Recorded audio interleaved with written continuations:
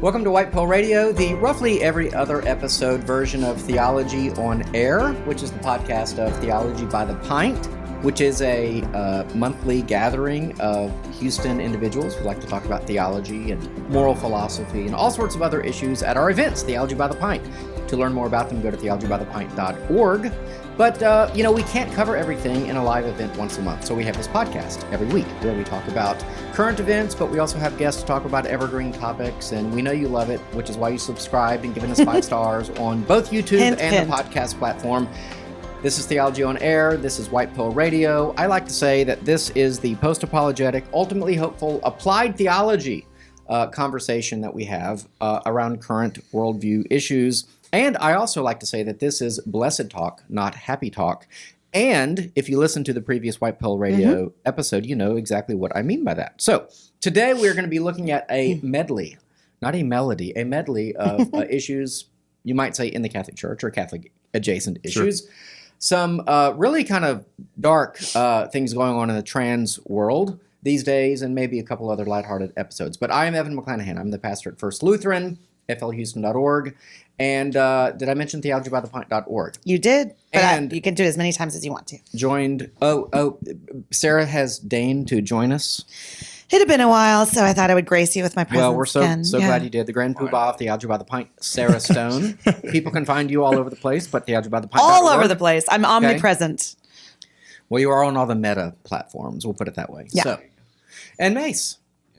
Who are you? Mace like Perez. Deep down. Yeah, that's a great philosophical question. How long is this episode? Pastor. I'm just kidding. Yeah, He's a pastor. As a pastor, I'm one of the pastors of a new church in the Heights called the Journey Church Houston. Where is it? Where do you meet? We meet in the Heights, right in the historic part of the Heights off 19th Street. Heights Church graciously lets us use their space on Sunday afternoons. Okay. Beautiful. So we're friends with 2 churches at Heights Church. Absolutely. At the building. Very good. Very good. And James Prather, I don't say our resident, but I guess you are kind of our resident Catholic who wanted to join this conversation because he heard we were going to talk about Catholic stuff, and so he's going to represent. But he's been on the past. We did some Catholic issues, but you're with the Houston Institute. Give people a reminder of what the Houston Institute is and where to find it. Yes. So we are an academic nonprofit that works with Rice University students and faculty kind of all around thinking deeply about the best way to live, basically. So the students come. It's not for credit. It's just for pure love of the game, to talk shop about deep philosophical stuff as well as literary stuff. I run the literature side of things. But we also do stuff for the community. I think Sarah actually was at our debate. We had a debate on the problem of evil between Professor Rob Coons and Professor Luis Oliveira at University of Houston. Was the problem solved? Yeah, there's no more suffering. But you got to watch the video. It's on YouTube. It's on YouTube? Yeah. Under Heuston Institute's channel? Under our channel. Cool. Very cool. Very good. I will watch that, actually. Always stuff. looking for new stuff to watch. So, and he's a resident poet. Yes. Which is pretty cool. Guilty as charged. Cool. Yes. Yeah, maybe the only one you'll meet nowadays. Yeah. Yeah. It's he may be the only poet / tight it. end / philosopher you'll ever meet. That's a good combo. Yeah, once you're a D1 athlete, like you get to. That's what I'm trying to tell my kid. I'm like, once you're a D1 athlete, bro, you wear that your whole life. You know, no one can ever take that away. You can't even do whatever you want, but everyone's confused by it. No one, like when I was playing football, they didn't understand the literature thing. I tried to tell them when I graduated that I majored in literature, and they just said economics, and I was like, literature. And then they literally on the bulletin said James Prather economics. And I was like, no, it did not. Hey, my major's literature. You have to say that. Yeah. No, Twitter. You look it up. Twitter. It's just James Prather economics, along with all the other economics. Oh, that's funny. Whatever. I mean, hey, economics is it's pretty tough too, you know. So yeah, no, it's the economics of words. Yes, literature is. I've always said that. No doubt. I'd like that. We can do that if you want. I mean, I'm totally at home with all that. Okay, let's jump in because we got a lot to talk about. So the Pope gave an interview. It's a couple weeks back now, but still somewhat relevant. And he said some interesting things, some of which I, agreed with, and some I didn't. And will put out a caveat that when one gives interviews like this, that the news organizations can edit, and they are going to publish the most controversial, salacious things that they possibly can. So that's fair. But he did give an interview, and he talked about immigration. He talked about, I think probably the most interesting case was where he talked about conservatives, because basically he was asked by Nora O'Donnell, I guess the children of like Irish immigrants with a name like O'Donnell, you would expect that maybe. And anyway, actually don't know if what I printed has that quote, but going on. You have it memorized. I have it memorized. Where she asked about kind of the conservatives in the church because, thank you, because there is a kind of fissure in the Roman Catholic Church where he is perceived to be sort of left-leaning. We've talked about this in past episodes, the Synod on Synodality, and he doing this blessing of homosexual persons, not unions. We'll maybe come back to that. Mm-hmm. But you have and he has this kind of like aversion or disgust even, or I don't know, distaste for the Latin Mass. And he seems to be like moving people away from that. So there are traditional Catholics who are going, well, this is not, I'm not feeling this right now.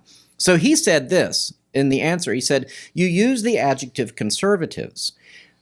Granted, this has been translated. I'll put that caveat else as well. But he says this, that is to say, a conservative is one who sticks to something and does not want to see anything else. It is a suicidal attitude. Because it is one thing, I think, is what they wanted to say, to take tradition into account, to take into account situations from the past, but another is to be closed inside a dogmatic box. Now, if I thought the Catholic Church was good for anything, it is building. Closed inside a dogmatic box. It is building a gigantic dogmatic box and living there, and like never leaving. And literally the gates of hell, could come upon this dogmatic box and be like, "Sorry, bro, the dogmatic box has been built. Peter built it. He's got the key. Peter built it. You want to get in the dogmatic box? Good luck." So. Real quick, say something about what dogmatic means. I'm not always going to do this, but I looked it up because I wanted to because we use that word really negatively. Technically, dogma actually it's an interesting question because within the Catholic Church, you have doctrines and dogmas. Dogma, you must believe. You must believe by faith. You cannot be, possibly in the old days, they would have said you can't be saved if you don't believe these things. Now, I think they would say you can't be a faithful Roman Catholic. So they would say, like women's ordination, for example, is a doctrine. Theoretically, it could change in the future. But something like the bodily assumption of Mary is dogma. You must believe that. It's been declared. It's been said. Or so dogma is a set of beliefs that we believe are true. Yes. Okay. That have been revealed by God and are like obligatory to believe. Yeah. Okay. Right. So these are like foundational, not going anywhere. Trinity is another example of like God is a trinity of persons. Got it. Okay. Like we would agree with many Catholic dogmas, but there are the ones that are kind of points of controversy or kind of Reformation era or obviously since like Vatican II and Vatican I. But so what I'm curious, James. I mean, because you're a conservative, so what were your thoughts when you heard this? Not totally surprised. This seems to happen every 2 months where like it'll blow up. He does. Pope Francis will do an interview and then it gets cut or edited, and then everyone freaks out. And it's been a consistent theme. The conservative comment in particular, it's interesting that he defines conservative, right? So he's saying, you say conservative, and then he gives a definition of conservative being something that's suicidal, as in if you just cling within this dogmatic box, which that's your impression of the Catholic Church. The Catholic Church is not trying to be a dogmatic box. It's trying to be what Chesterton said, which is kind of a ship going forward into the sea of all the chaos of the world and having a certain rudder, which is this dogma and doctrine, but then continuing, right? Like this is why we have the development of doctrine. John Henry Newman talked a lot about this, where doctrines, they cannot contradict themselves over time, but they can develop, right? I think what he's saying, and I'm not just trying to, as a reflex, defend the Pope, although I'll defend the Pope, whatever. But he does say stuff. I don't think he gets the American church, and I think the Americans do not get Pope Francis, so it's both ways. When he's talking conservative, if he's going to use that definition, he's talking very specifically about people that want to go back to the Middle Ages, basically, and return to just strict Latin Mass. He can go pre-Vatican II, which he's saying we cannot do. The church has its foundation. It's supposed to develop, but it can't go back and just stay in that safe little dogmatic box, which I think even politically conservatives can get down with that to some degree of like conservatism means you're conserving a certain tradition, right? Like traditional means you're living according to a certain tradition, but you're continuing to develop that tradition as time goes. Yeah. That's what he's saying, I think. In practice, like what you mentioned about the Latin Mass, I have the same aversion to the way he's treated it. But I think that's his idea is, because he says here, it's one thing to take tradition into account. Yeah. And that's really necessary. Like if you're a child and you've just decided to forget your parents or grandparents, you lose who you are, right? Same thing with a church. Like if you forget your history, then you've forgotten your very foundation. Yeah. But it's another thing to go back and just live within that. So I think And with So this it's kind of like how you conversation, define it.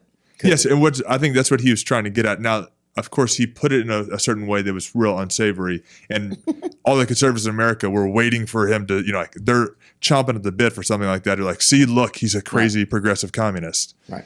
which is not true. He's much more subtle category than that. Yeah. And you see that in the interview because Nora keeps on trying to say like, and what about female priests? Are we going to get female priests? And he says, no. Right. I mean, Right. she's not going to ask about the doctrine of or the dogma. No, which is one of the transubstantiation. sad things, right? Like Yeah. you get your first American big public interview, Yeah. and all they ask is social issues Right. after social issues. Are you going to be the progressive pope that changes everything? And he's like, no, I'm Yeah. not.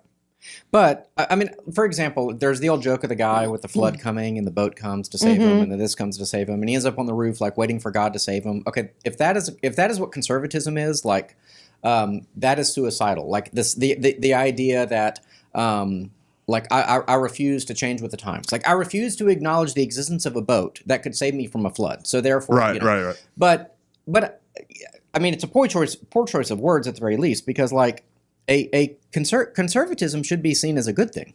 Like the words conservative and suicidal should not be said in the same sentence, I wouldn't think, by someone who literally belongs to an institution that claims to have 2,000 years of history, is hierarchical by nature for the purpose of, I would argue, defending certain traditions, And so suicidal just seems like really strong language. So it kind of forces one to ask, not begs the question, that's a logical fallacy, but it Appreciate that. It forces one to ask, like, how much can an institution change before it sort of stops being what it is, like what it set out to be? And that's a rhetorical question we don't have to ask. But from my point of view, it seems like the Catholic Church has, gone past that safe harbor, you might say. But isn't that the whole point of the dogma doctrine theologies thing? Because then you can say, okay, if we change dogma, then we're violating ourselves, right? Which is what you're saying.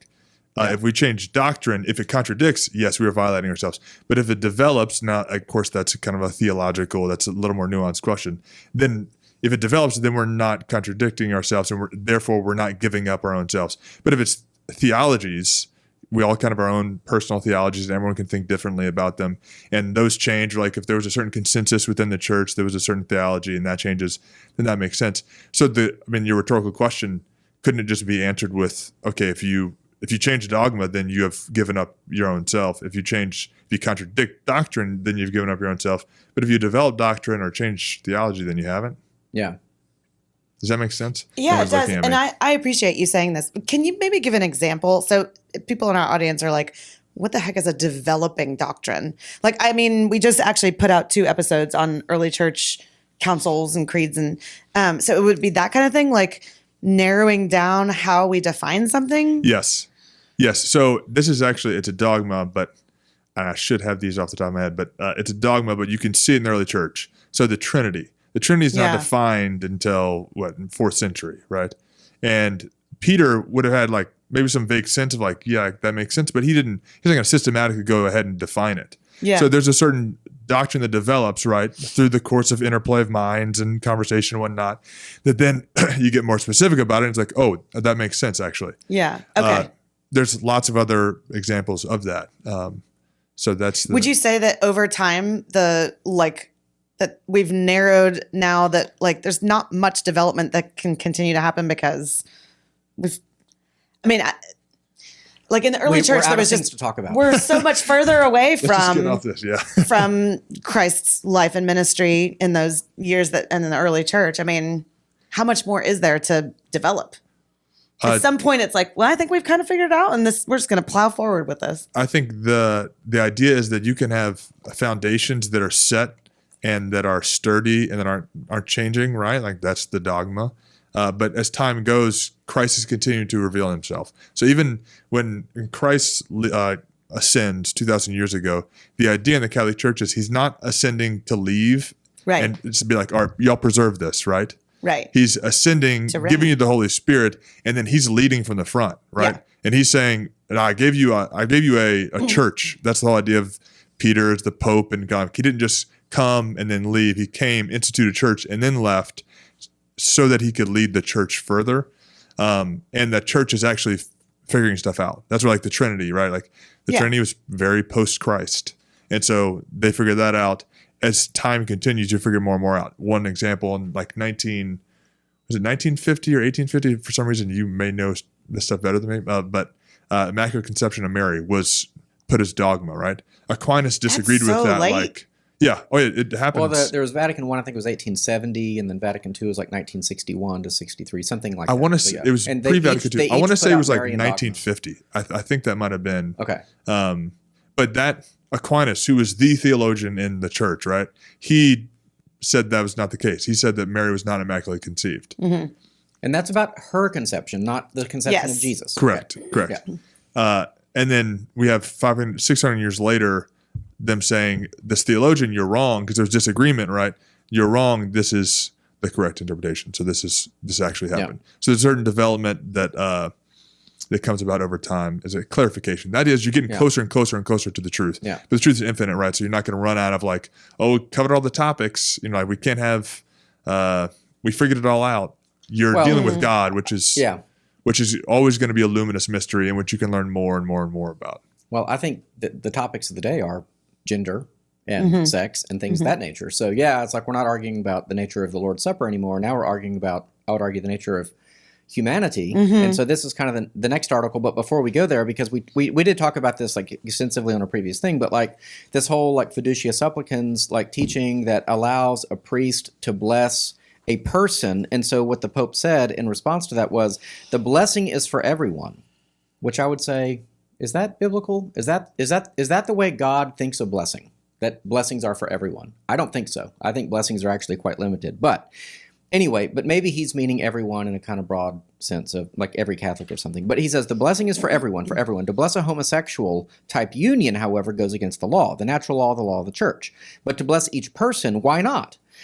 Well, because the person is engaging in open sin, according to the church's own definition. So those are the kinds of things where the conservatives and people like me are really nervous, because if we lose the Catholic Church's air cover on the issue of sexuality, people like me are going to become a pretty small minority. We're already outnumbered by the culture, by the institutions. It's the big churches, the Orthodox, the Catholic, the historic churches, and then maybe the Southern Baptist Convention and other big churches that kind of make my little denomination, who says that homosexuality is wrong, look, like mainstream or conventional. If the Catholic Church ever does go the way, and I know you think it's impossible, but to me, I've seen this, I've read this book. It doesn't end well. Like once you start saying, I can bless a homosexual person who is standing by his partner and engages in homosexual acts with that man in some kind of a civil union, but we don't bless the union. It's a distinction without a difference, I think. So I'm curious about this blessing thing. Tell us from so when I go to a Catholic mass and I put my hands up like this because I'm a dirty Protestant, I'm joking, and I get a blessing. Is that sort of like an Old Testament blessing? Is it like, what does that mean?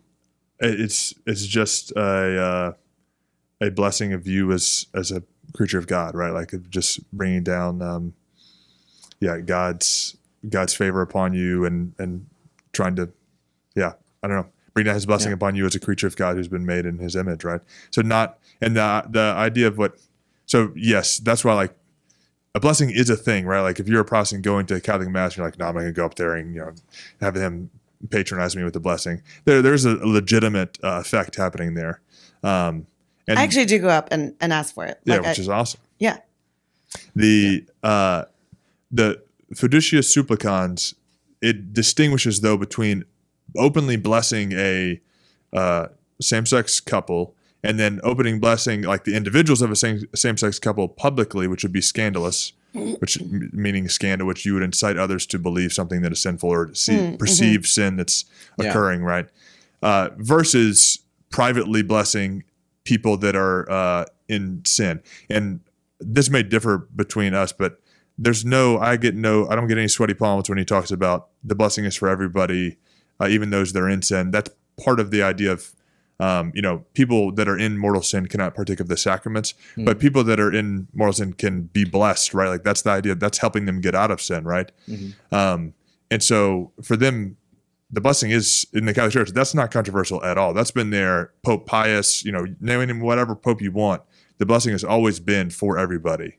Now, like you said, you just can't bless same-sex unions because it's a sin, right? Like a homosexual act is sinful in its nature. So even if a priest was trying to do that, there's a certain ontological reality separate from what the priest is trying to do that the blessing is not going to take root. It's not going to work because there's sin there that is defeating the blessing. You can't bless sin. That's a contradiction in terms, on ways. Yeah. So part of this, I think, comes down to, I hate saying this, it's all semantics, but like I remember growing up, I grew up Presbyterian.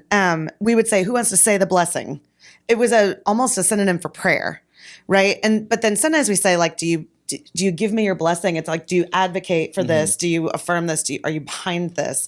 And so I think maybe that's part of the, like, trying to understand what Catholics mean when they say, I'm giving you a blessing. It sounds like I'm praying that the Lord will, like, be with you, love you, show you himself. To wish well for that. Yeah. It's like if I go to my fiance's father and say, would you bless me and like bless the marriage, my daughter, my marriage to your daughter or something. But that's different, I think. But just because the cultural connotations have changed a little bit, like it doesn't have the kind of the religious connotation that it used to have. Whereas like praying, blessing your food that's somebody asking God to bless their food before they eat it so that the food will go towards a supernatural end, right? That makes sense. Like when you pray the blessing before the meal, that is an old school blessing. See, when I was little, I never thought about it like that because it was just used as a synonym for prayer. Right. So I didn't even think about the fact that we were actually sort of consecrating the food. It was just Which is a very sacramental way of Lord, help me do well my test tomorrow. That kind of thing. Yeah. Right. It was an opportunity to talk to the Lord before we ate. Yeah. But anyway, that's interesting. Well, yeah. So anyway, those are examples. I'll be interested to see how this plays out. But having left a more liberal denomination, like this is the path, like that it goes on. It's like kind of a step here, a step there, and sometimes it's like 2 steps forward, 1 step back. Because like sometimes the Pope is like, in fact, yesterday there was a controversial translation issue where he said too many gay men in the priesthood, basically, and he said in the Italian seminary it was a private audience, and of course it got leaked. But I think he told them there should be no gay men entering the seminary. Yeah. It's just not a good environment for them. Yeah. I think there was some controversy there. It's kind of bizarre because it's like, well, one day yes, and then the other day this seems confusing. This is why it's kind of like this happens every 2 months because Pope Francis. America does not get him, and he doesn't get America. He says stuff that's like offensive to Americans, which is legitimately offensive. Yeah. But he doesn't fit into our categories well. And to everyone, like the news, the media just makes a killing off of him because they'll do an interview and like just cut it right there, and then everyone's going to freak out. Yeah. But I don't think. It's a different conversation. I think the differences between the way that the Lutheran Church and the Catholic Church have interacted with the social issues of gender, sexuality, and all that. There's some similarities, but there's also major differences. Yeah. And the Roman Catholic Church is very different than other denominations. It wouldn't call itself a denomination, right? It would say it's very different than those. Yeah. Well, speaking of, that's a segue to an issue that made some headlines as well, or a story, where this is from, for example, dailysignal.com. Catholic Kentucky diocese doubles down, praises woman as transgender male monk. So there's a woman who...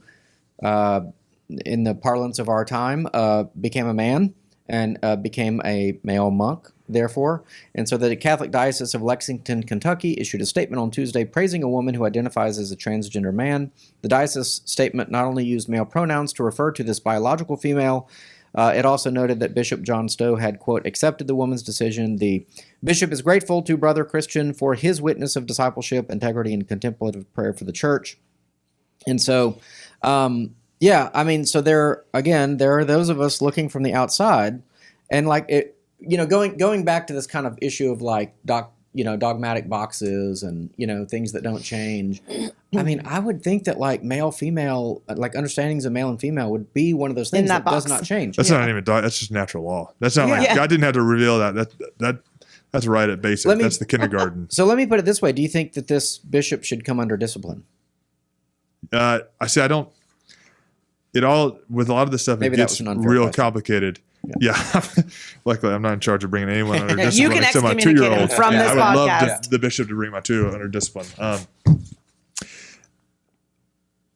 If they're blurring the line there, that's irresponsible. And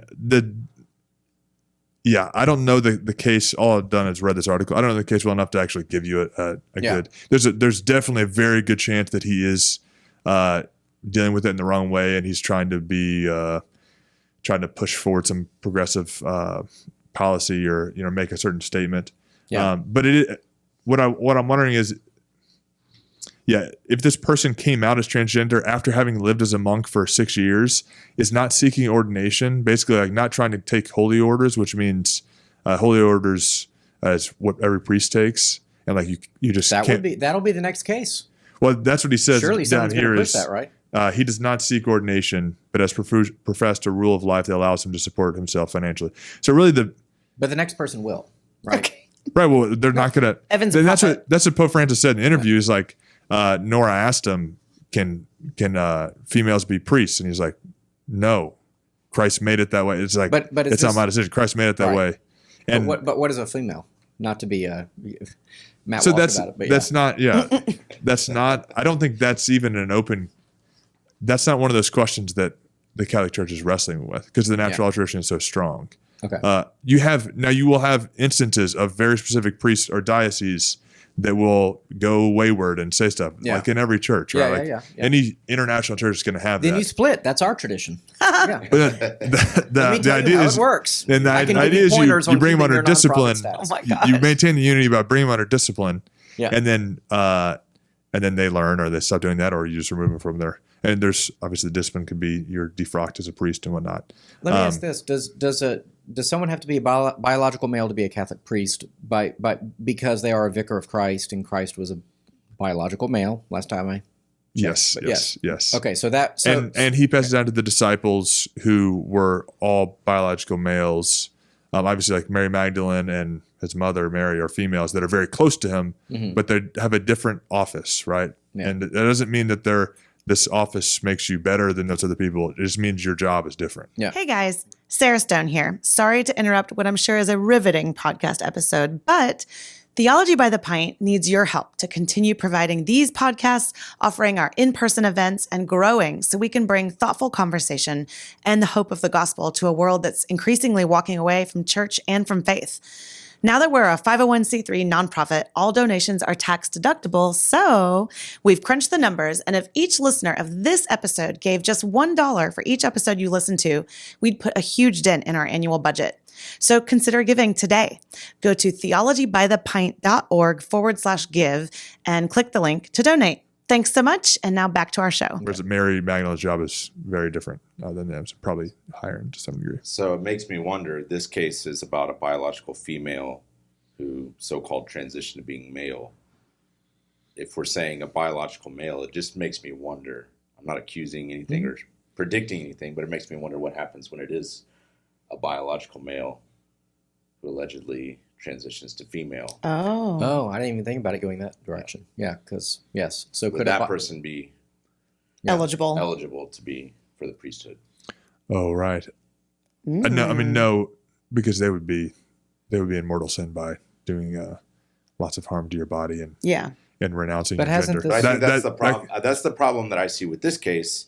Is that this particular bishop is not calling that out. He's going along. Yeah, that's definitely true. Yeah, right? Yeah, which is undoubtedly true. But the reason that I'm a little hesitant on it is because I don't know this Christian Mattson. So he is a transgender person, so he's living proudly. You're right. He should be brought to discipline and said, hey, this is not, you may not be able to reverse this biologically, but you ought to recognize the fact that you were born, God made you in a certain way, which was a male or a female, and then you underdid certain things to try to make yourself a female, even though you're actually still a male. Yeah, so you're right there. That's pretty clear cut. But yeah, the point I was saying is if they've already done the biology and they're like, yeah, I did this. There's no going back. I feel terrible about it, but I don't know what to do, which this may not be the case there. Then that's a little bit of a tricky situation because you have someone that's repenting, that wants to live in a certain way, but the biological facts are just done, muddied. Right? Which is a little more tricky. Well, there's going to be. I don't think the story is over. I think there are constantly going to be pushing. I mean, this is something that I learned, again, 20 years of denomination fighting about homosexuality and all these other issues, and now they're full into the transgender issues and all that. It's like, if you don't put a stake in the ground and basically say, we're not talking about this anymore. And in fact, I had a pastor who once said, to even talk about it is wrong. And we've gotten that on the show. Yeah. Yeah. And I think he was right in the sense that to engage in to engage in this conversation around, say, homosexuality, which is so clear in the Bible that it is a sin. At least that was the case I made at our event a few months ago.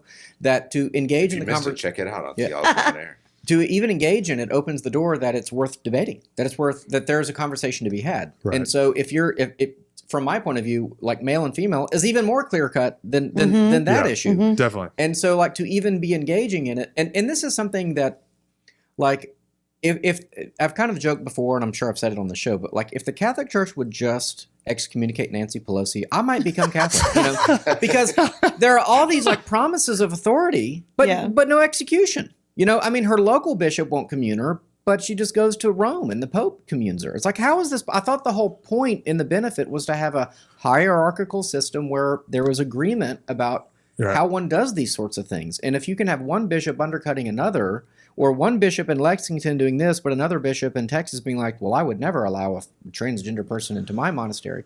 I know there's like diversity in the church and things, but it's like, well, but you can't have it both ways, because it's like, if you can't. But the Nancy Pelosi thing, like, she was in Coeur d'Leon's diocese, right? You probably I don't know. She would not. I know he's like a really conservative guy, but yeah, he's a very solid Christian, and he excommunicated her, or wouldn't commune her. I don't know if he officially did it, but then her going to Rome and receiving communion. Yes, I see what you're coming from. That doesn't make sense and is confusing. The diocese of Lexington coming out and going rogue is not that surprising, and just is kind of like it's the nature of an international church. Like, okay, yes, they should be brought under discipline. I think it's clear now that like you have someone that's violating what God has given them as a in their sex. Okay, so you bring them under discipline. If they don't go to discipline, then you remove them. Yeah. The issue is that the discipline has not been enacted. It's not that it's not there, or that it's like, you do this, and then the Bishop of Texas, the Texas bishops do this, and so there's legitimate fracturing. No, there's a very clear doctrine here. There's a very clear teaching on natural law that like, hey, you're female, you're a male. That's not changing. That then the church can come down and enforce, and should be. Yeah. The times that they're not, that's not a issue with the system. That's an issue with the implementation. Yeah. You see what I'm saying? Like, there's no legitimate diversity like, between the Diocese of Lexington and Bishop Strickland, or the old Bishop Strickland, because right? Speaking of Texas bishops and discipline, I mean, here's a guy who's like marching against transgenderism at the Dodgers game or stadium or whatever last year, and all of a sudden, we're going to investigate you for financial blah, blah, blah. So that guy's brought under discipline real fast. So from the outside, it looks like the conservatives are losing battle after battle after battle. It's like a death by 1,000 cuts. And the progressives in the church, I mean, one of the quotes I didn't say from his article, but there are conspiracy theories about, and it's only that, I'm not advocating them, but that, the Vatican is part of a kind of globalist movement, deep state operations that value the same things the World Economic Forum values or something. And like, so on a question of immigration, which is one of the major planks of globalization, and he's asked about immigration, and he says, well, migration is great because it helps countries grow. I'm going, bro, they leave one country and go to another. Right. It hurts countries. Like, do you not understand math? Okay, 1 minus 1 is 0. Let's ask our economist. The poet, actually. Yeah. But I'm like, it's like, but he clearly is, pro this kind of migration movement of third world to first world. We don't use those terms anymore. Countries, and which maybe is fine. But it's not really his business either. But I don't know. I like I said, I want the Catholic Church to be like, go back to like, I don't know, pre-Vatican II days. The dogmatic box. Issues there, but like, you want us back in the dogmatic box? Yes.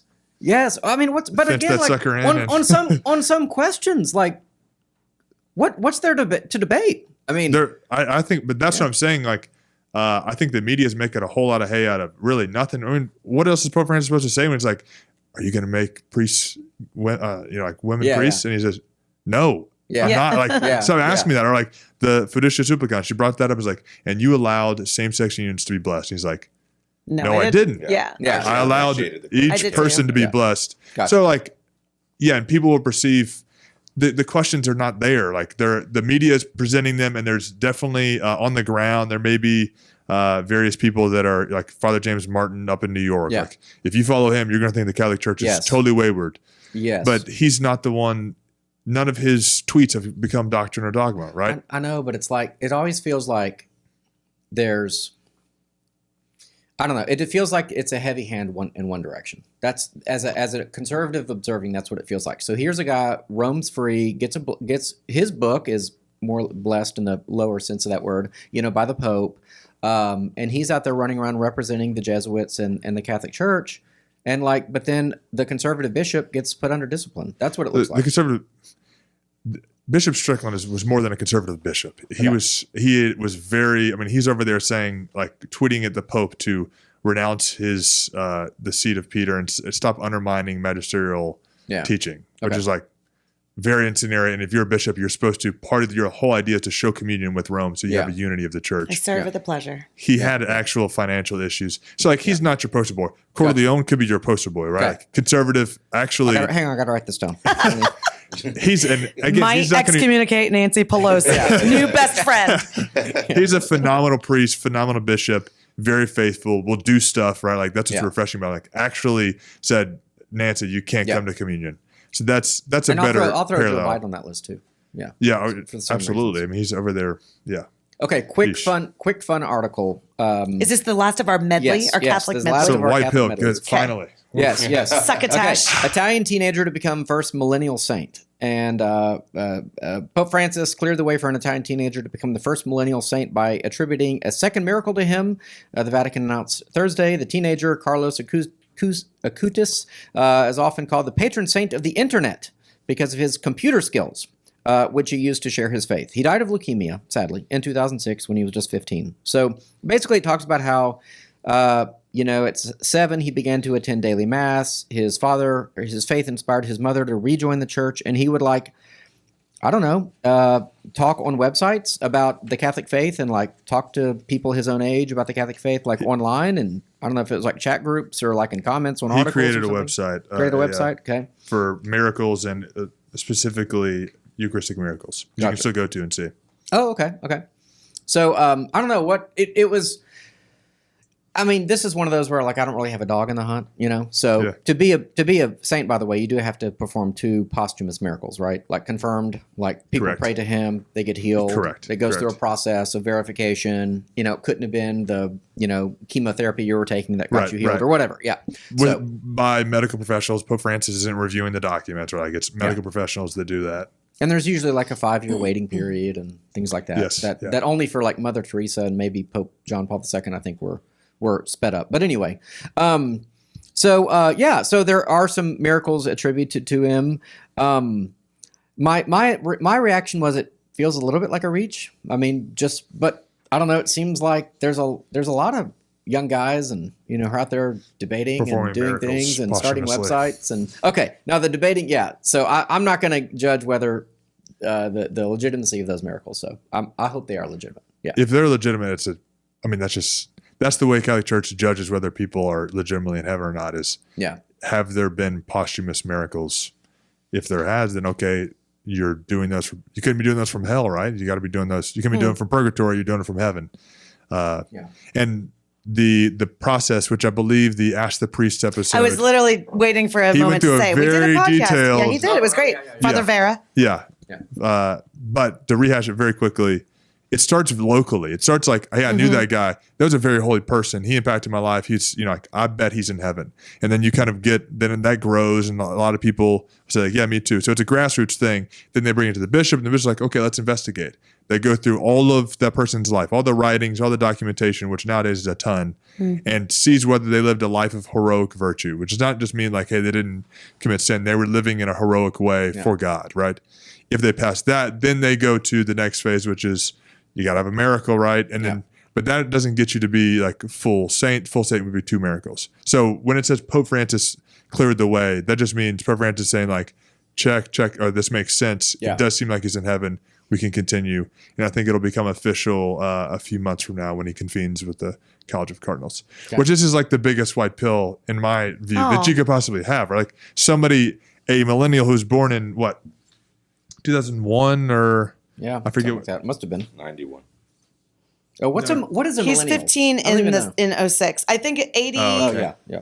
I was hoping they would get into the 2000s because that's more exciting in my view. But okay, so 1991, it just was darker. That's right. He'd be Gen Z. Yes, true. That is all confusing. Wait for the first Gen Z saint.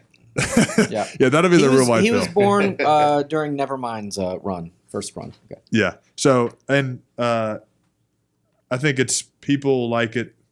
People are really pumped about this in the Catholic Church because you have someone that is so familiar, that was not like a Catherine of Siena where she's levitating and seeing visions, things like that, which are awesome. And we love that. We would love to have more of that.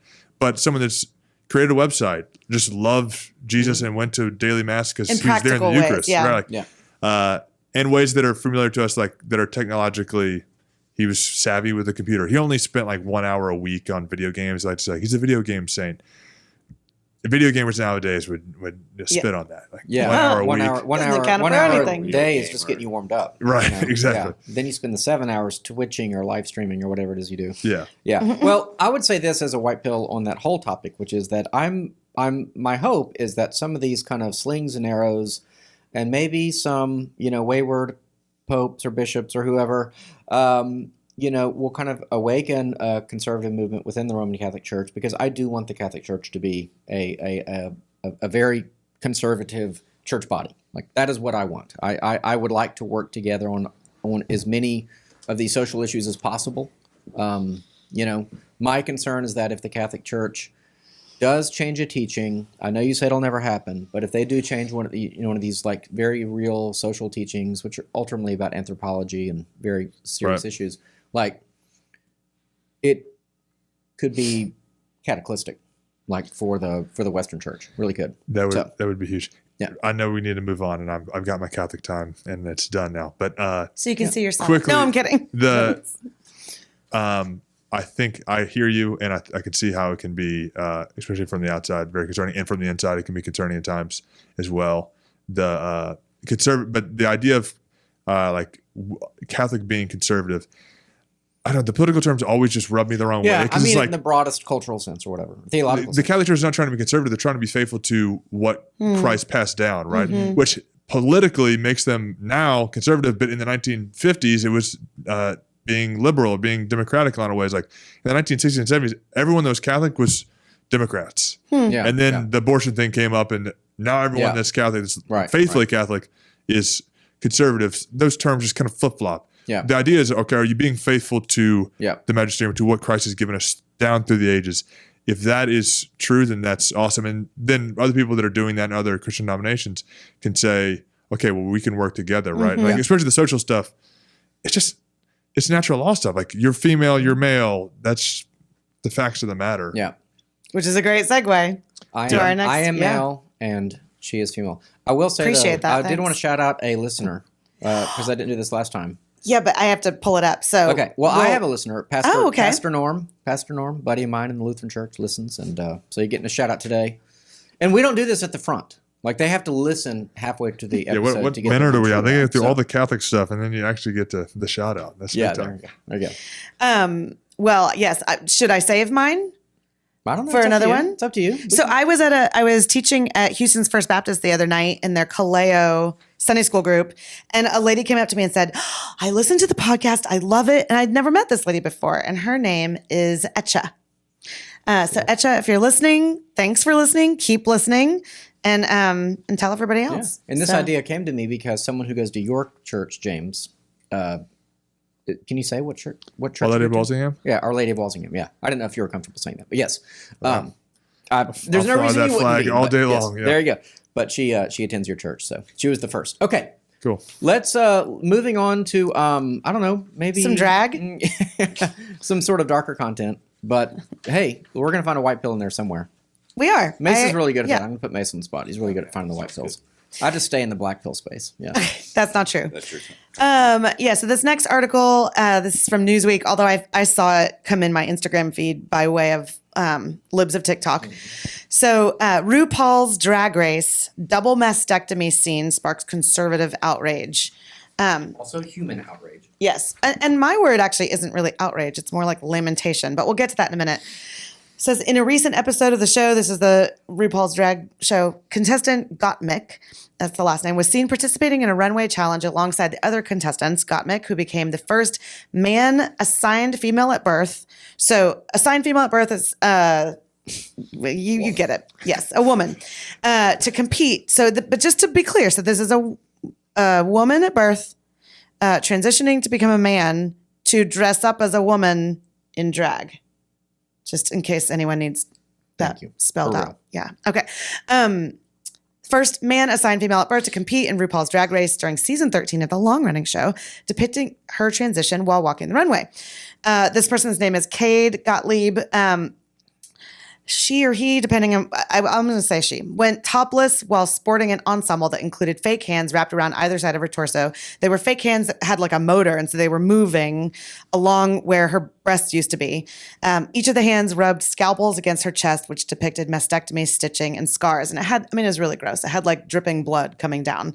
So what appears like a male body with the breast removed coming down the runway with these hands with scalpels, sort of like they're in real time removing her breast. And then this person is holding like a Ziploc bag with this bloody breast tissue in it.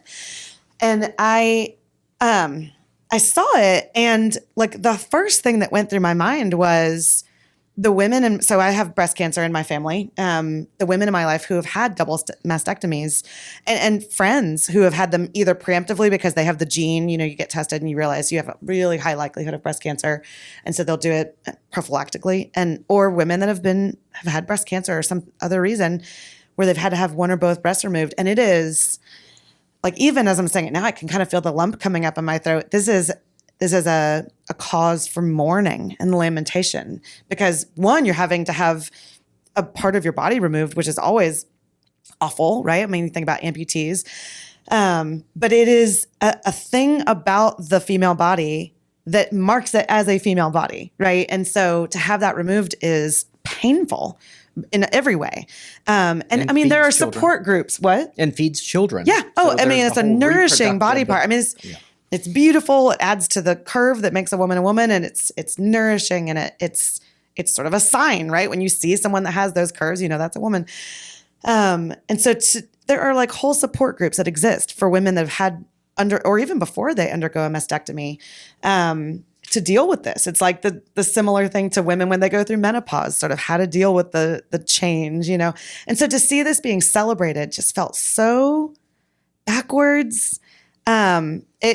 It hurt. Like it felt icky to me. And It's like a horror movie, basically. It is. I mean, and like- conservatives have, come out against it, and then people, will say, oh, they're just being, dramatic or whatever. And I mean, and then all these people came out in support of this person. You've made it when you have the alt-right Twitter crying over your runway look, L-E-W-K. Anyway, and on it goes. Some of those I didn't even get what they were saying. Like they were using some terms I didn't even know. But the whole thing is just so backwards, because you have, like I said, you have this person who was born female. There's a brokenness there that thinks that they want to be male and has undergone at least part of that process to become male, to then turn around and be a drag queen, to put on woman face, right? To sort of take something that now doesn't belong to them, but did belong to them when they were born. Anyway, it is backwards. Yeah. I will say, when I thought about all the lament of women that are real women that have had to have their breasts removed, it made me think the white pill in this, at least the first one I can think of, took me back to Abigail Schreier's book that we've talked about a long time ago. She wrote a book called Irreversible Damage about the social contagion of especially girls, teenage girls, preteen and teenage girls wanting to not be women, not be girls. And she has a passage at the end of their book that's beautiful, and I should have had it ready, but she just talks about part of the answer to this is just celebrating being a woman and being in awe of being made a girl and then a woman and how beautiful that is.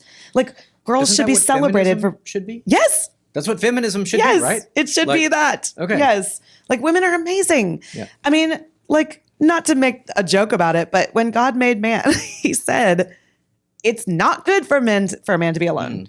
And then things were not very good or complete until there was a woman on the scene. Like God loves women, and he made, if you're a woman, you're listening to this, he made you to be a woman because that is how he wants you to be. That is your telos. That's your purpose. That's who you are. So, and actually we're going to be talking about this very thing in our July live event. It's going to be about gender and identity and celebrating being the sex that you were born. And I think we've lost that. Like there's so much changing and talk of fluidity that we've stopped celebrating. If you're a man, celebrate being a man. If you're a woman, celebrate that you're a woman. This is amazing. Anyway, that's what I have to say about that. I'm curious y'all's thoughts. I love women. Women are great. I agree with that. I love them very much. They're all tremendous. Yes.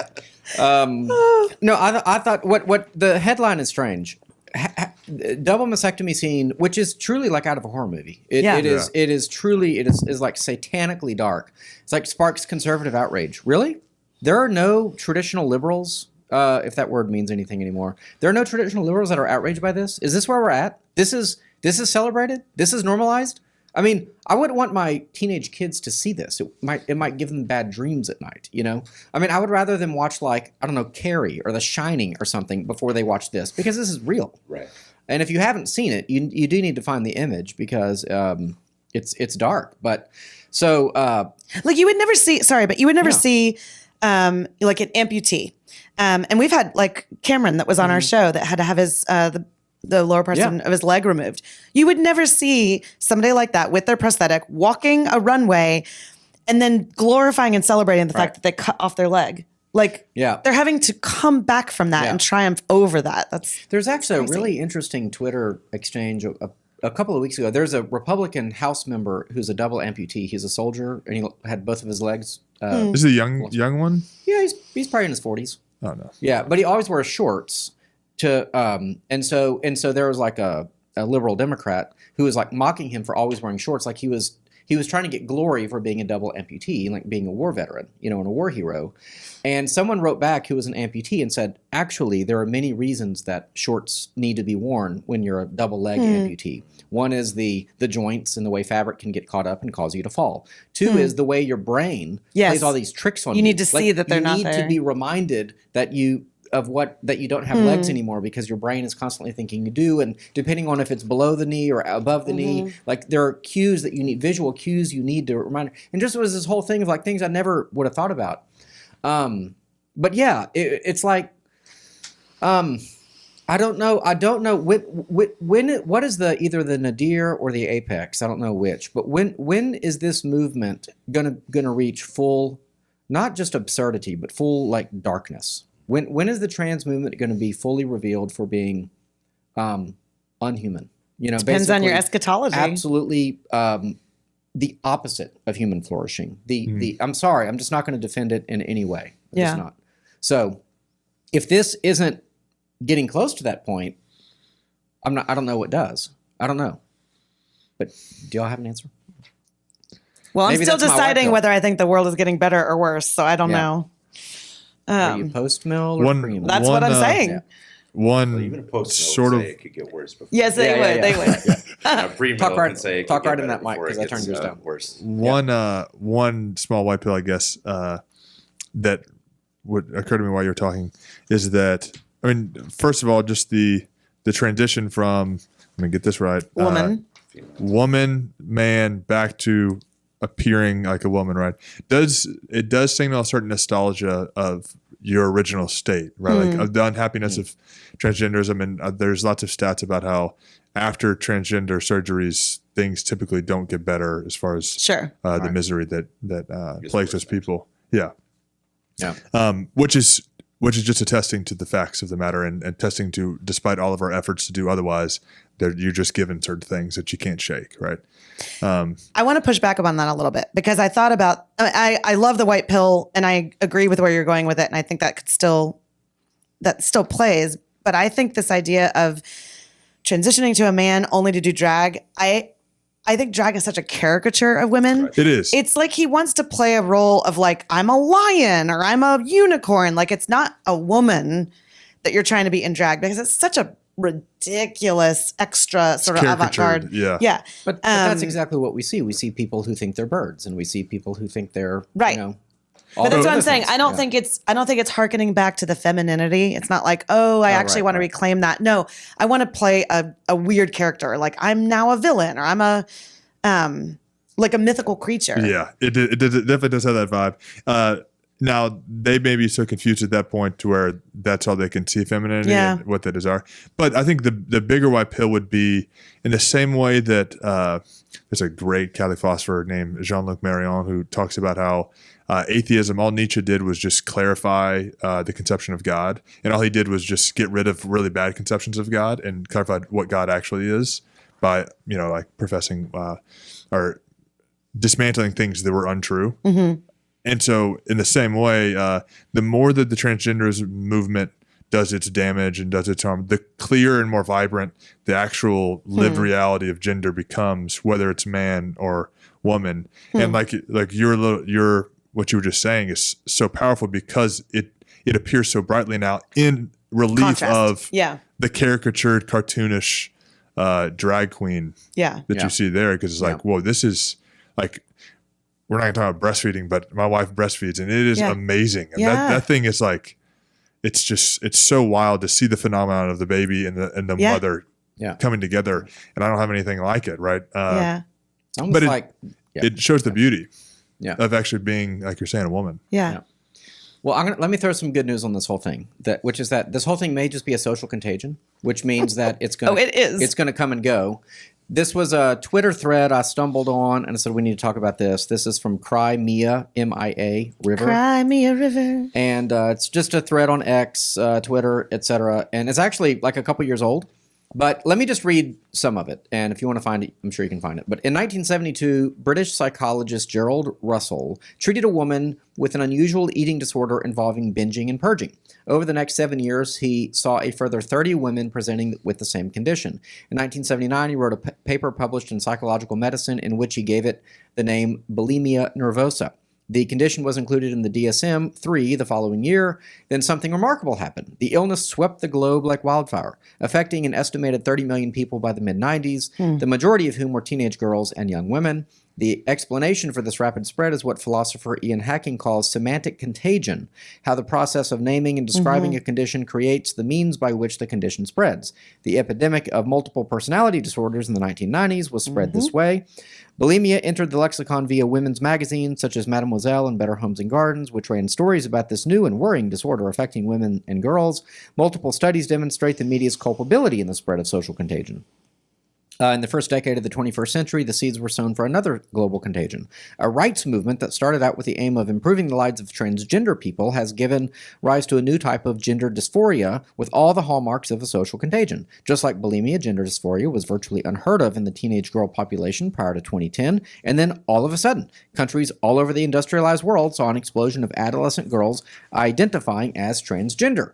It was the perfect storm. In the 2010s, the media fascination with transgenderism began with Caitlyn Jenner and I Am Jazz. Let's check on him, by the way.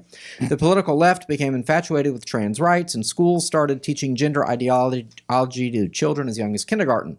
Social media came on the scene, provided the perfect super spreading environment. Anyway, the theory is that, yes, this is basically Name a it, social claim it, contagion. in reverse. You know, Paul says something, he's talking about the law in Romans, and I should have looked up this exact quote. Mace knows it by heart.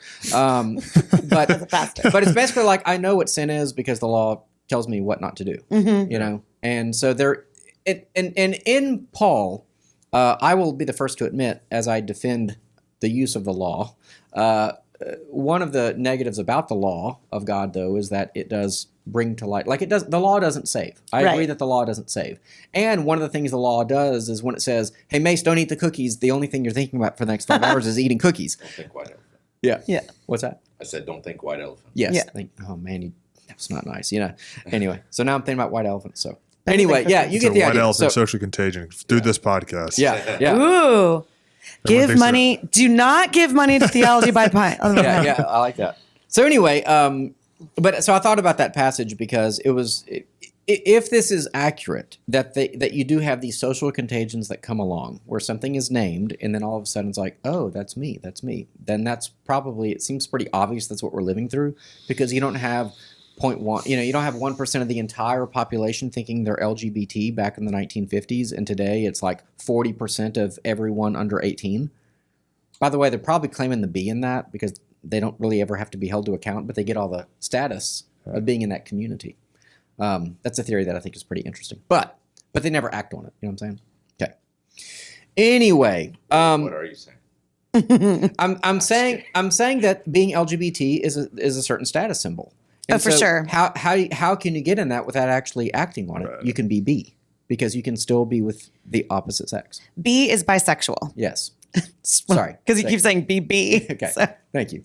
Anyway, so you had also just read a book, because they mentioned the Sybil effect. So I just finished a book. It came out in 2011, but I just finished it. Sybil Exposed, and it's I went to graduate school to be a counselor. So I love psychology and I love abnormal psychology because I'm weird. And so I had read the book Sybil many years ago. A lot of people maybe have seen the movie about the lady that had multiple personality disorder because her mom was so abusive. And basically the whole thing is bogus. I mean, it is astonishing how bogus it is. Like, her mom was quirky, but she wasn't abusive. They were Seventh-day Adventists, so they had some funky beliefs. She grew up in a mostly idyllic situation. And spoiler, if you have not read this book and you want to, mute me for the next 10 seconds. But she basically had a pervasive anemia that did things like make her fingers tingle and these other things. People thought she was crazy. At that time, every woman that had something weird going on was labeled as hysterical. And then, where'd that come from? And then, child abuse was just kind of really being talked about, like, in political spheres. And so this counselor just kind of latched onto it. And you can read the book to read all about it, but basically labeled this person as something that she wasn't. She just had a really active imagination and some imaginary friends. And it turned into, oh, you have multiple personalities and you've, have these fugue states and da-da-da. All in the end, she had some crazy number. And then by the time the book got written, it even embellished it even more. They didn't do any fact checking. They tried to do fact checking. It wasn't there. All that to say, the lady that was the therapist started organizations around multiple personality disorder, really got it on the scene, got it in the DSM, whatever it was at that point. That's a diagnostic statistical manual. And then it, later got called DID, dissociative identity disorder, but there's no proof around this. There's zero. It is insane. But because it was it was a lot in like women's magazines and stuff, same kind of thing. People would read like, oh, she sometimes feels nervous. I mean, don't you all feel nervous sometimes? Yeah. Well, that's exactly what. That's the modern version. Issues going on. Like a 13-year-old girl doesn't feel comfortable in her body. Right. Do you feel like sometimes ugly, or maybe like you wish your body wasn't the way it is? Yeah. Yes. Good grief. Every human on And then same thing with the eating disorder stuff. Yeah. I mean, I think eating disorders are very real, but to have someone come along and say there's a name for what you're going through, it legitimizes it and gives people ideas. Yeah. Yeah. What's interesting as I'm thinking about it, though, is that there was a massive campaign against anorexia or bulimia, right? I mean, it was taboo. Like, you needed help to do this. Now it's the other. Right. We affirm the contagion. Yes. It's so there's probably been even a change in the psychological world. Well, I think Jordan Peterson would say there's absolutely been a change in the psychological world where we don't seek to cure people of these things. We don't actually see them as problems. Actually, it's our job to affirm them. And so now, again, speaking of institutions kind of throwing their weight behind ideas, which makes people like me more and more of this being in a dogmatic box or something, to make it all full circle, is like, yes, how do I mean, I will tell you that I've met someone recently that who's a mom and has a child, and they went to. Those are the best kind of moms. Yes, I'm sorry, my phone is ringing, which is causing my and I'm my. Let me stop that. Okay, and it's junk at that. Okay. Anyway, let me just say they went to a certain hospital, and they were isolated from the child. The child was convinced that they were a different gender. Oh, gosh. And they never went back to that hospital. And I'm not going to name any names, but this is happening. This is Rhymes with memorial. No, I'm kidding. No, I'm kidding. I'm kidding. No. I mean, this is real. This is happening. Yeah. Parents keep a very close eye out. So anyway, but it probably will pass. The question is, what is it going to look like? What is this going to look like when this passes? Maybe in a year, maybe in 5 years, maybe in 10 years, we're going to look back in this and go, can you remember when, like, we celebrated Ellen Page, you know, or I Am Jazz, or, you know, there was like 30% of kids saying they were the wrong gender, and this was like normal. And the APA, the American Psychological Association, went along with it. And and Michelle Obama did that weird interview with Dwayne Wade's son, who is going to be a girl, and they were like championing on the transition. Can you remember when like the most prominent figures in this country, Right. across every institution, said transgenderism is real and you need to cut body parts off to be the authentic yourself? Do you remember when we did that? See, I love that you're optimistic, that you think there's going to come a day where we will look back and think this is crazy. I mean, that lets me know that you actually think the world is getting better. After Jesus returns. But not before. We're all going to be looking back at old news titles. Is that a pre-mill First post-mill? order of things in that was heaven. an eschatology joke. Yes, Sorry. I know. Yeah. Yeah, but it is kind of, I mean, the movement itself does run on fumes to some degree. Like, the more that you mess with biology and things like that, the more it'll fizzle It out. can't last. Right. I mean, like, It literally can't if you're, last, by definition. yeah, agreed. Because then just reproductive wise, you're ruining things as far as furthering the human race and getting that to continue. And there are... But this is a social contagion. So it's not just, yes, those people won't be able to like breed or something, but it's that voice is becoming louder and louder. But there are always tipping points. You know, there's always a point. A social contagion has a tipping point, and then it's like, then in the fall is precipitous. That's my guess. And the whole vibe is just like, even psychiatry has its own issues, and the DSM has its own issues that psychiatry will tell you about. Be like, there's some shaky stuff with the DSM now that you should definitely watch out for. But the whole idea is, the whole contagion thing is just built off of fear of like, okay, you felt uncomfortable with your body at 13. So then there's this scientific term. We love science. So science is absolute truth, right? You get the scientific term. So then you're like, oh, I have anorexia and there's nothing I can do about it. You get in this passive stance, Right. That I think social contagion, we try to treat it like it's its own viral or bacterial disease. We also have ways to combat social contagions. Yes. That doesn't require medicine or chemicals or anything like that, right? I mean, there's a spiritual element to it. Yes. Right? And I It's think called Christianity. yeah, it's called living actually a faithful life to Christ and His teaching. So, and I think, and even beyond that, like, it doesn't even take, I don't know if this is controversial, but it doesn't even take Christ's teaching to say like, okay, to reason and say, I'm a girl. My mom said at 13 she felt this way too. Maybe this is normal. And Right. and this is actually some weird scientific thing. It's just like, this is just part of the deal of being a woman. Yeah. That you can get through. Families are big in that. Families are big in fighting social contagion, which are really down now, right? Are being kind of torn apart with divorce and whatnot, which makes social contagion easier because the kids are unprotected, right? And so all to say, I think, And looking for acceptance. the answer to it is, in the social contagion, it actually having an endpoint is because it's anti-family, and it's hard to continue things that are anti-family because that's how things pass on. That's how traditions and all that passes on. Yeah. Mace, you guys homeschool? We do. Yeah. So talk about that a little bit. I mean, one of the reasons, one might choose that is precisely these sorts of social contagions, They kind of stop the spread. It's like when you I don't know, it's like pour water around a perimeter so the fire stops or something like that. But Yeah. Is that why y'all decided to do that, or? It was a multi-factor thing, but definitely things like it wasn't part of our primary thought process on the front end, but it's been one of the things on the back end. A happy byproduct.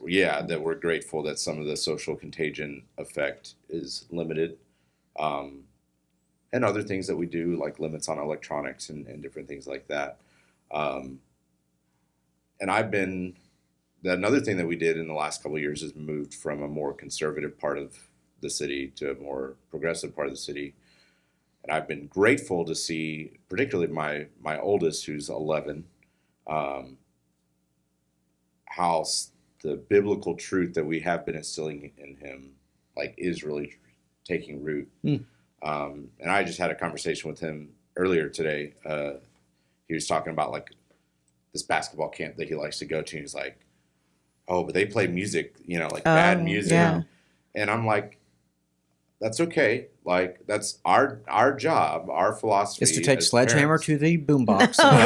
Boombox. Yeah, there's Just certain shut things 'em that down. we do or don't allow in our house, but we're not naive to think that you're not going to experience things out in the world. Yeah. What we're trying to do in our home is prepare you for those things so that when you see it, you're like, wait, that's not right. Yeah. Identify something. No that's being doubt. off. We're neighbors, me and Mace. Yeah. We live 3 blocks apart. Isn't that cool? Wow. Y'all both live in a progressive area? Yeah. Okay. Trying to change it from the inside out. That's right. I mean, not that there's anything By wrong having with that. babies and homeschooling. Yeah. Oh, Cheers. I did one of those. Yeah. Well, it's I don't know. Yeah, I think the unlike say anorexia or bulimia or something like that, the fall from this is going to be dark. I think it could be. There's going to be a lot of pain involved. If you There watch, already are regretters. Like I was just right, going to say, yeah. if you watch the detransitioner videos, like you will cry. I mean, it is so deeply But painful they're like to watch. so deeply throttled down that they don't have the contagion. They don't have the social media behind them. Yeah. Yeah. So yeah. But seeing like a woman visibly with like a man's voice because she can't now not have that voice because of the testosterone, Right. like crying and saying like, why did someone let me do this to myself? Like that will wreck you. It's So Yeah. hug It's your awful. kids, love your kids. Like and tell them that it's Indulge awesome that them they a are little the bit. gender that they are, sex Absolutely. they are.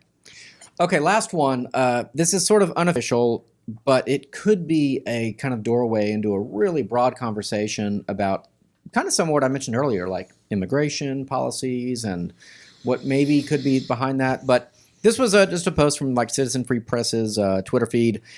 Good Morning Britain, which I guess like Good Morning America, I'm guessing. Except, Britain. like in England, wasn't expecting this poll response. They asked viewers, is multiculturalism working? 5% said yes, 95% said no. Now, that is a viewer response. It's not like an official poll. I don't know what the margin of error was, but that's a pretty visceral response to a very hot button issue in a country where even Richard Dawkins, as we've talked about, is like, hey, maybe hold off on the immigration of Muslim immigrants here. You know what I'm saying? Like this whole cultural Christianity thing was pretty sweet, Real quick, can you, because I had to go Google this morning just to make sure I was getting that right idea. What is multiculturalism? It's not the same as diversity. Right. Multiculturalism, I would argue, is the fundamental idea that all cultures are essentially equal and that it is better if within a nation state or any particular location, there are multiple cultures represented because in theory, we can learn from one another and so on and so forth. What it actually is an attack on the prominent and most successful culture on earth, which is what we would largely say is the West. Now, I'm not saying I like everything about the West or that there aren't very interesting things about Chinese culture or, Thai culture or anything like that. But, I think it's I don't think it's controversial to say that largely the West, in terms of technological innovation, in terms of capitalism and yes, colonialism, but also more friendly export and import relationships in the past few centuries, has dramatically changed the world. And even though only say 8% of the world is white, to bring race into it, so I think what actually is happening is that multiculturalism is an effort to decrease the influence of whiteness and to increase, bring these multicultures in to kind of make it a more even playing field, if you will, in the cultural scene. Now, that was very controversial. Sorry about that. But I think that's what multiculturalism actually is. And I think when people are able to answer that question honestly, they say, actually, we think this has gone too far. So I Googled it this morning because I wanted to make sure, because when you think of the word multicultural, you think, well, that sounds wonderful. Yeah. Like I want to live, this was the idea of it's actually the opposite of the melting pot, I guess, but the idea that many cultures are coming together and we're living together and we're celebrating each other's cultural, like different foods and different customs and these kinds of things. But that's not what we were talking about. The multiculturalism, this is the first thing that came up when I Googled it this morning, refers to the state of a society or the world in which there exists numerous distinct ethnic and cultural groups seen to be politically relevant. And then it goes on from there. So I think this is the piece that people are responding to. It's not like, hey, what do you think about having people from different countries living in your country? Like, that's great. Mm-hmm. The idea is there some sort of an assimilation to the ideals of a country you come into? So if you come into, say, a democratic nation, are you excited about being in a place where you now have these freedoms that are afforded to you and certain rights that are afforded to you? Or, if we went to a country that had Sharia law, would we assimilate to that, or would we be like, no, we're going to fight that? Yes, you would. Well, assimilate or die. If I moved to El Salvador, which I think about on the daily, I would learn how to speak Spanish. Even though there's probably a lot of English speaking there. So, yeah. No, here's the great scam of it all. Multiculturalism is a monoculture. Multiculturalism, it's a worldview. And it basically says we're not going to preference any culture. That is the culture they are preferencing. Is the idea that there is no preference. But here's the mega question I think our listeners would think about, and it would be a very controversial question, which is, are some cultures better than others? Multiculturalism obviously would say, well, of course not. And yet they assume that it is because they're importing a worldview and saying that's right. We're not going to allow one culture to be privileged above others. But of course some cultures are better than others. Some cultures execute people at the top of pyramids and they rip their heart out. Has no one seen Indiana Jones? All the skulls they're finding like at the base of the pyramids, like in Mexico? Okay, like no, I prefer my culture where we, in theory, resolve our differences in this like thing we call a court of law, where we have this thing called the rule of law, where witnesses, for example, say this guy's guilty, not like that guy said, hey, he's guilty, chop off his head, and the people are like, okay, let's do that. That sounds like fun. Well, think about all the wars we've gone to, where as America, we say we're going to bring democracy to these people. And so we're going to enter, like we go into Afghanistan or go into Iraq or whatever, because we want to bring our democratic ideals to them. So we clearly think ours is better. Is now when I'm supposed to laugh or later? Oh my gosh. So, anyway. You see what I'm saying, though? No, yes, exactly. We want to bring freedom to the world because we think that's better. That's what they told us, yes. But no, you're 100% correct. I'm not disagreeing. And another thing I think that is an issue here is the multiculturalism, or I guess what they're getting right is they're saying like multiculturalism actually, I think it promotes this monoculture, which is kind of this negative like there's no culture here. Everyone gets to do their own thing. But the issue there is culture is a living thing. Culture is a way of life. Every family has a culture. Every classroom has its own culture. Mm-hmm. Culture just happens when people interact with each other. That's part of the deal, right? And you have a certain tradition that feeds into that culture, and that's what makes it rich. But the idea of a city having multiple cultures is a misnomer. Like a city has one culture. And the issue is the monoculture becomes that one culture, which is essentially not unifying all the ways of life.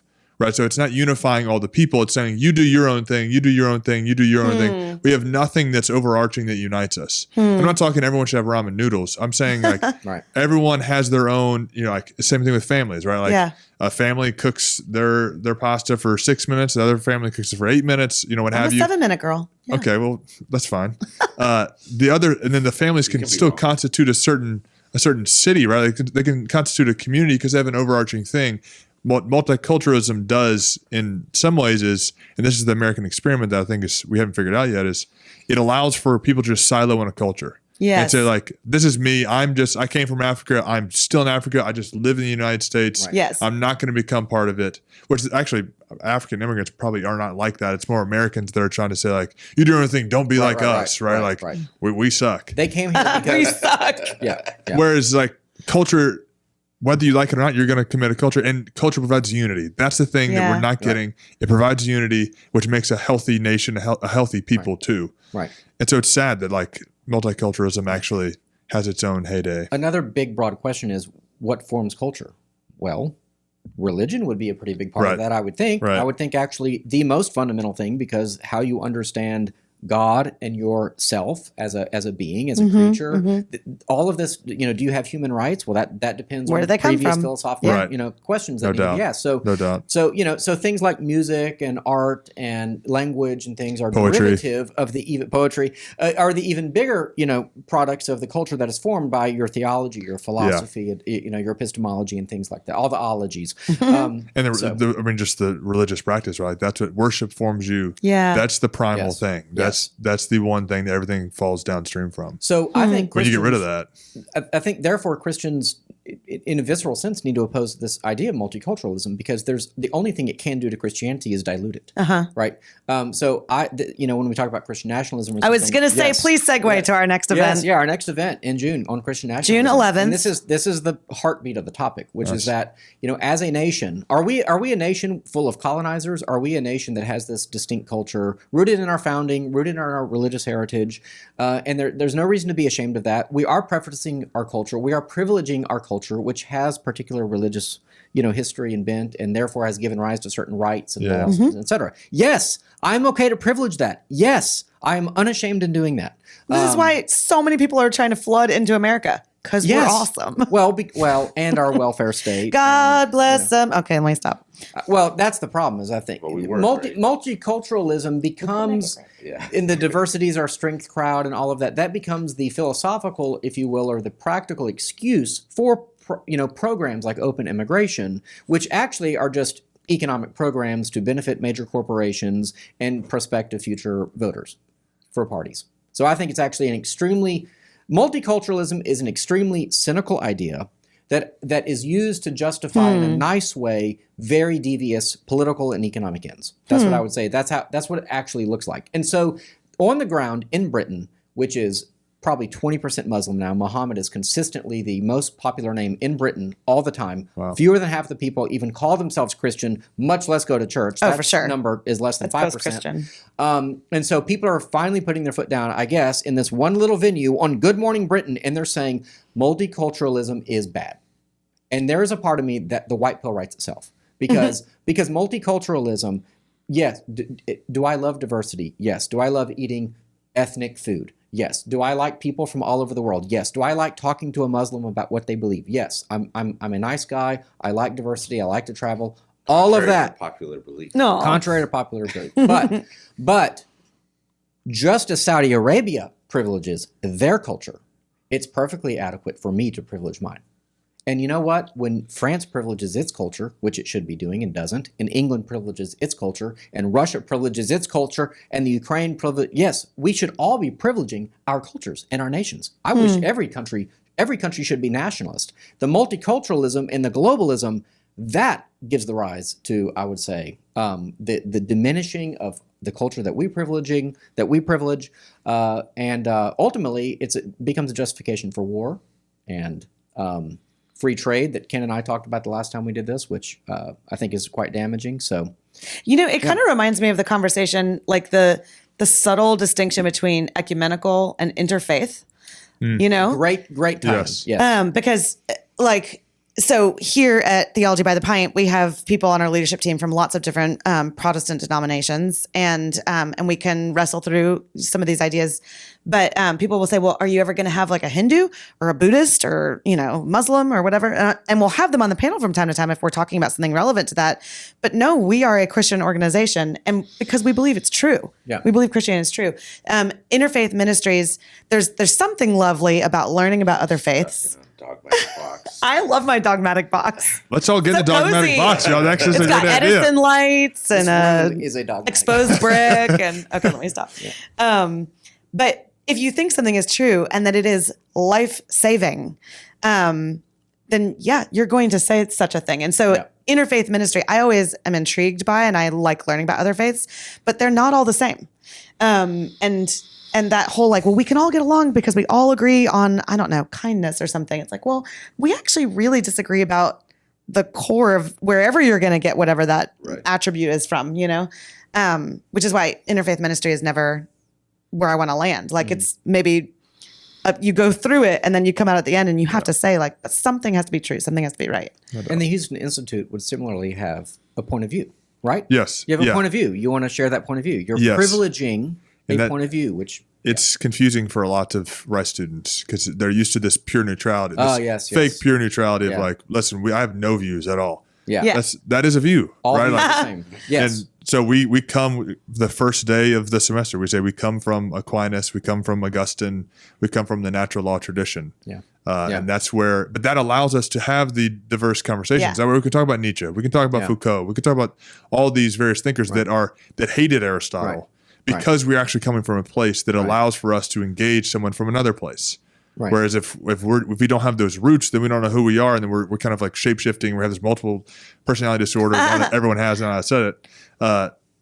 We have you're coming from nowhere, right? Yeah. Which doesn't actually exist. Yeah. So that's part of it. Yeah, neutrality doesn't exist. Thank you. That's my presuppositional apologetic take all the time. So presuppositions matter. So there we go. Shameless plug there for Your own an apologetic culture. methodology. Okay. We're out of time though. James, where can people find you? On Twitter, if you want to see a retweet like every other year at Oh my gosh. Tupelo Same. _OG. And then our Houston Institute website is houstoninstitute.org. Houston Institute. I You nailed- I always did- say I know. it so fast. It I sounds thought like about, this. Houston. I practiced for Yeah. like 5-10 Not minutes. prostitute, Coming, okay. Houston. You're not going to take this right. houstoninstitute.org. And check out our YouTube page because we had a debate on gender. Oh, that's okay. right. This past fall. Oh, so if any of the okay. stuff we said Yeah. today, sparked some questions, we had a guy from MIT who's a big dog in the philosophy world and a similarly big dog from Amherst go at it about that. And actually had a good conversation. Yeah. And I appreciate and privilege fast talkers. So no worries. Same.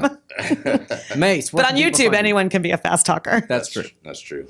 So you can, make this on 1.5 or 2x Yep. speed. So I'm personally Mace Perez. I don't know my handles, but I'm on Facebook and Twitter. I don't think there's many Mace Perez's out there. And then the journey is at thejourneyhouston.org if you want to find out more about our church. Cool.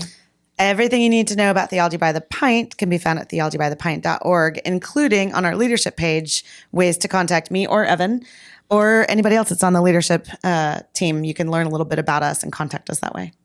And I'm Evan. I'm the pastor at First Lutheran, flhouston.org. Thanks very much for watching, and I'm going to try to get the order right this time, Sarah. Yeah. From memory, next time, until next time, we encourage you to question freely, think Think deeply, and disagree as needed.